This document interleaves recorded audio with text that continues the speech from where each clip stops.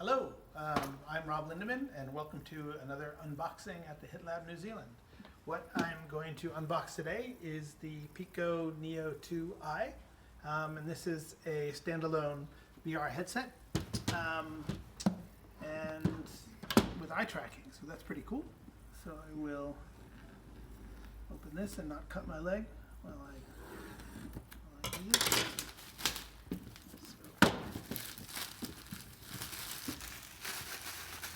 So what the box looks like, it's got some descriptions of what the unit can do.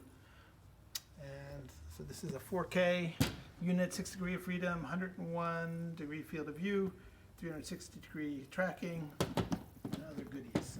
It seems to come with 2 hand controllers as well. So almost there. So that's what the box looks like, crisp and new. And these are the hand controllers. So this is the right-handed one, I guess. It has 3 buttons, a trigger, a grip button on the side, and a joystick, as you would have. Left-handed one is the same, except left-handed. Power buttons, see, it already has power.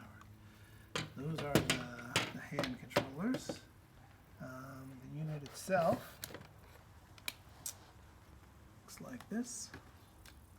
So it has some external cameras. You can undo this and see what those look like later on. Inside it has eye cup covers, so we'll leave those on for now. It's pretty lightweight. And I like the way it has the counterbalance design, which a lot of units have these days. So kind of bike helmet-like adjustment, very lightweight. So that actually feels really good on the head, I would say. The other things we have in the box.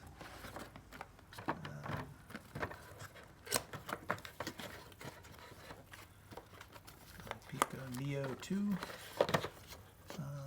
user guide, which I'm not going to read right now. A cleaning, screen cleaning thing, 2 USB charging cables, and 2 straps for the controllers, and some power, German power, European power adapter, another European power adapter. I'll have to see what to do about that.